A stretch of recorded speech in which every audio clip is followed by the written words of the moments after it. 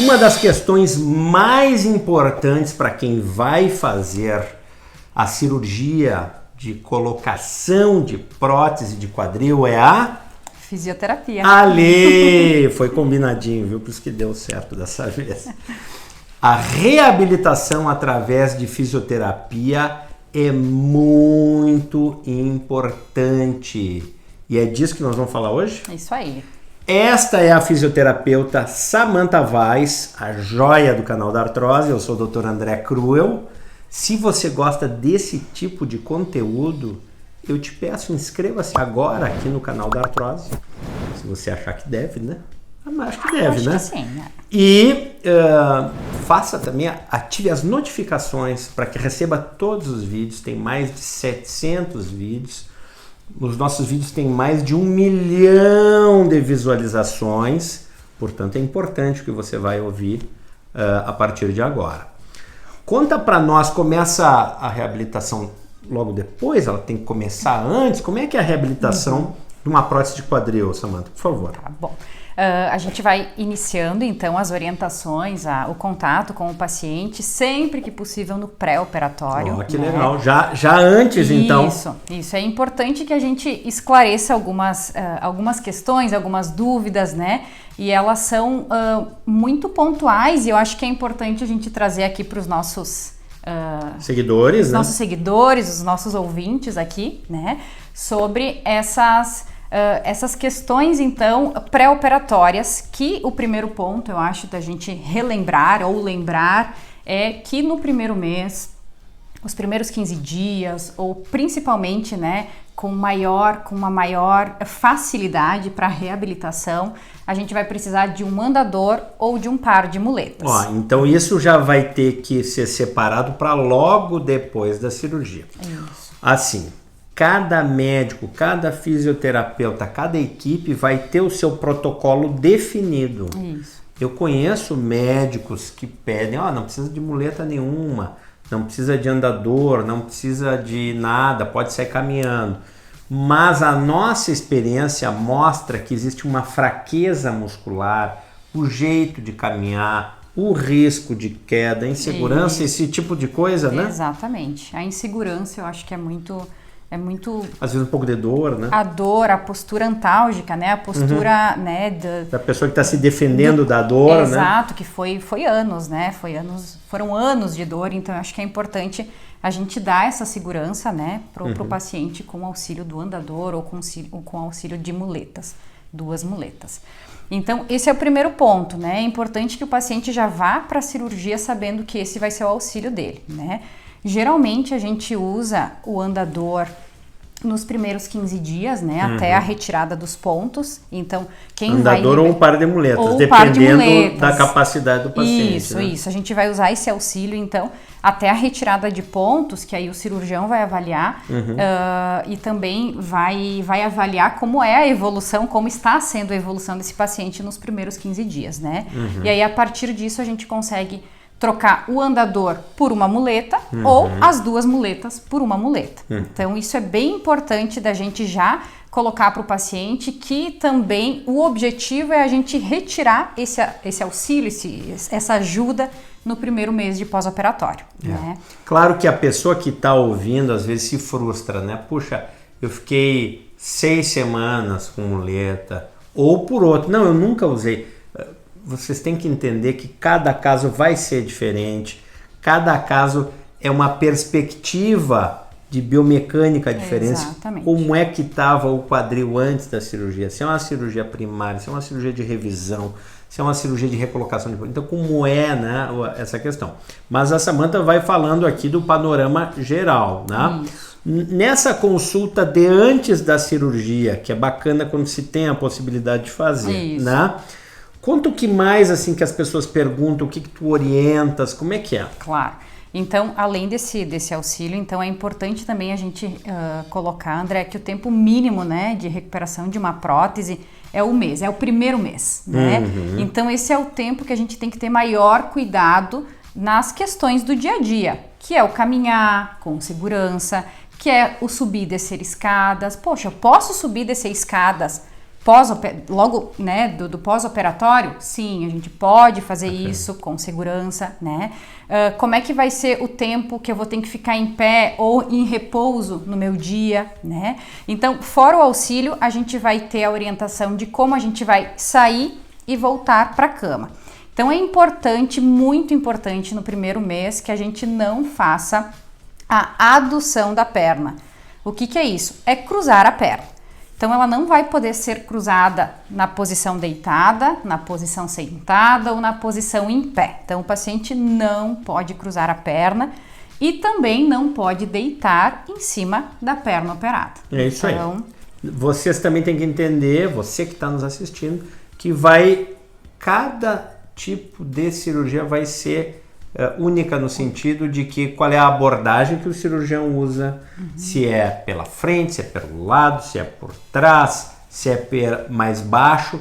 Então tudo isso vai influenciar na sua escolha, né, do que é que não pode fazer. Mas essas orientações são muito importantes, né, principalmente sentar em cadeira baixa, cruzar as pernas, nesse primeiro momento, né, principalmente mesmo. Quando se faz por abordagem posterior.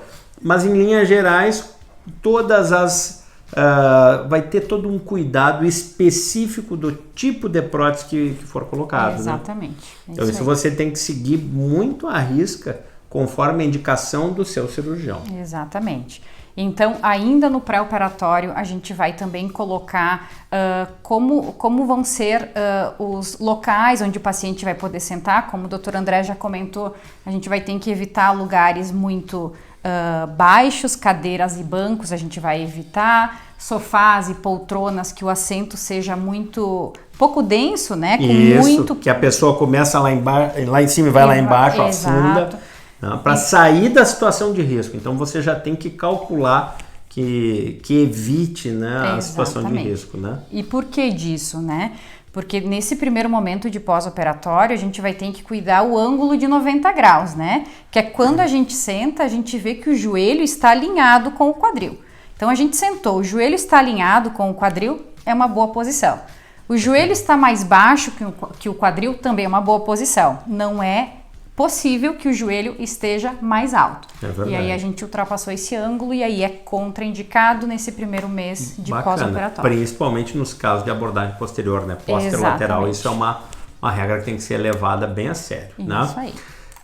O que mais assim, as pessoas perguntam? Que outras orientações tu dá nessa primeira avaliação, Samantha? Então tá. A questão, então, do ambiente, a gente tem que sempre frisar, né? Já preparar esse ambiente antes. Exatamente, preparar o ambiente. Então, regular a altura de andador ou de muletas, preparar o paciente para o uso dos degraus, né? Então, como a gente vai subir o degrau, como a gente vai descer o degrau e como a gente vai caminhar, né? Bom, eu vou primeiro colocar o andador, depois a gente vai colocar a perna operada. Nessa perna operada, a gente vai poder largar todo o peso em cima dessa prótese, né? Ou peso total ou peso tolerado, conforme for a evolução de cada paciente, né? E aí depois a gente vai trazendo a outra perna. Então, toda a orientação de deambulação, de regulagem de equipamento e de como se sobe e desce degraus, né? Evitando o máximo tapetes, né? Obstáculos que tenham no domicílio, que isso é bem importante e que as pessoas acabam não... É verdade. Não lembrando. Agora eu vou te fazer uma pergunta. Você acha que antes da cirurgia vale a pena fazer sessões de fisioterapia? Ajuda a estimular a musculatura? Não ajuda já que vai ser operado? Como é que é? Claro, com certeza. Quando a gente tem uma musculatura preparada, a gente sempre vai ter uma evolução melhor, né? Melhor e mais rápida e com menos dor. A musculatura que a gente, né, preza muito ali na estabilização do quadril é o glúteo médio, né? Um dos principais estabilizadores.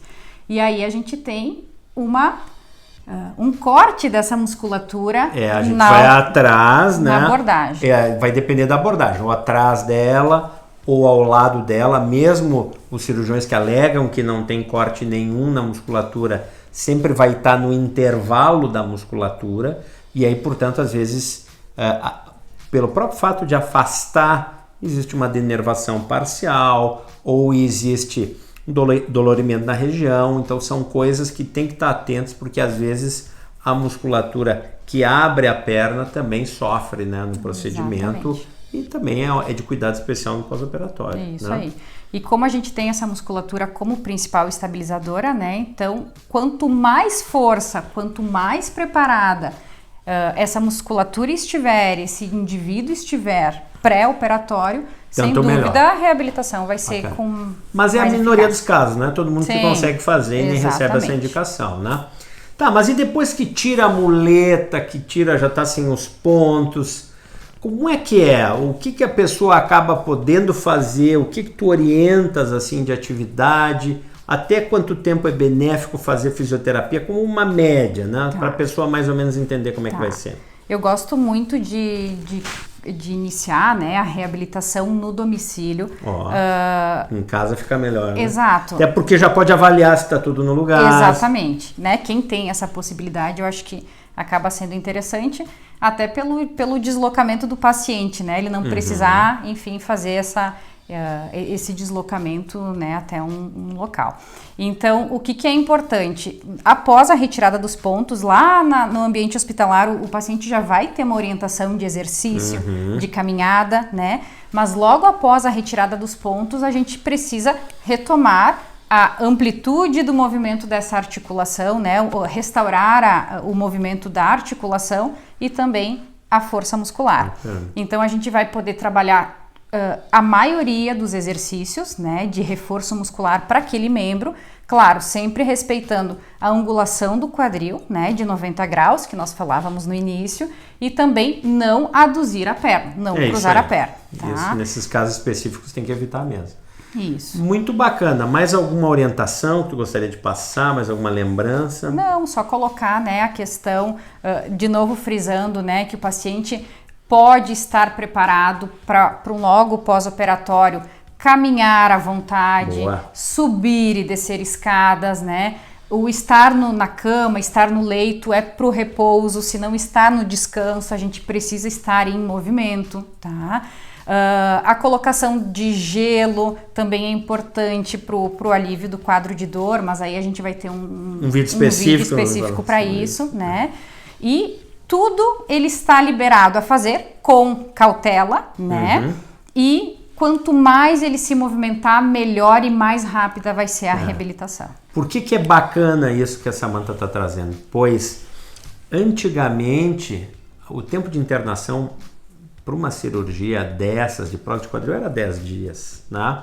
Depois viraram 7, 3, 2, né? 1 dia e meio de internação. E há casos que se diz só de dormir, passar a noite no hospital, né? 24 horas ambulatoriais. Estados Unidos, metade dos casos são assim. Por isso que nós fizemos esse vídeo, né? Ideia da Samantha, para motivar você a entender como é isso. Então, não é uma cirurgia que precisa de UTI, via de regra, há suas exceções, como sempre na medicina, né? Pode haver, mas não é a regra. Então, o que é que vai acontecer nos próximos anos? Vocês vão ver mais as cirurgias se tornando ambulatoriais, acontecendo num dia, tendo alta na outra manhã, por exemplo, ou 36 horas, que já acontece com muita frequência, mais do que vários dias internados. Acho que é a tendência que se vê, né? Isso vai estar acontecendo nos Estados Unidos, aqui também no Brasil já acontece direto, e é uma coisa que você tem que estar atento, né? Acho que é isso aí. Bom, te agradeço demais, né, pela sua vasta contribuição aqui no canal da Artrose. Te convido a se inscrever agora, para você não esquecer, né, não perder esse vídeo. Inscreva-se aqui no canal da Artrose, ative as notificações e te espero no próximo vídeo. É isso aí. Obrigada.